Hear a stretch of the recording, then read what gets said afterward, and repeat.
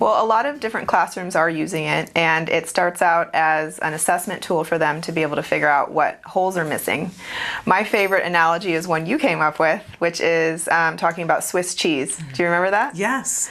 Because our kids are like that. When I used to teach, that's how we would refer to them. You know, this child has some Swiss cheese issues, which means they've got some skills, but they're missing other skills, and it makes it hard for them to be able to be at class level. Yeah, so a lot of times the kids enter into a grade level and they're all at different levels, and it's really difficult for the teachers to figure out, okay, what exactly are we missing here? And so it starts with the beginning levels and moves forward, and you get to figure out where the holes are in the Swiss cheese, and you can start picking what you're going to actually introduce for those kids, and you can make it actually individualized for them. So quite a few classrooms are able to do it, but the thing is it really depends on how the school is structured and how the class is structured and things like that as well, because it is so individualized that the teachers have to have the time. So the administrators need to provide them support and give them the time to be able to do the assessment, or for someone to have done it already before they start. Mm-hmm. But the nice thing is that once that is done,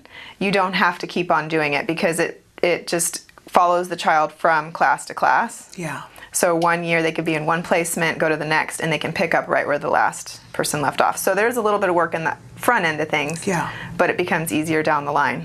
So it could be that a child's starting in preschool, and the school is using the skills system, so that preschool teacher takes the time, does the entire assessment with the child, with the team, and then they're inputting information as it happens. So when they go to first grade, all of that's already there, and the first grade teacher gets to pick up where the kindergarten teacher, gets to pick up where that teacher left off. It's very seamless. I know my son is back to school already, and every teacher has to do a little bit of assessing, but they're taking these first 2 weeks and giving really, nice testing to the kids so that she can gauge where everybody is at, to put them into groups.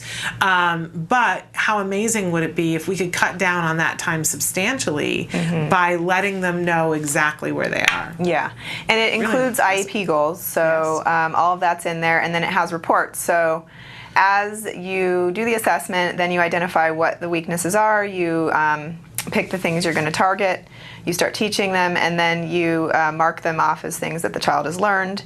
And then at some point you can go into the reporting section, and you can see graphs, and you can see the progress that's being made. And each one of those lists all the different targets you're working on, and it also includes the IEP goals within them.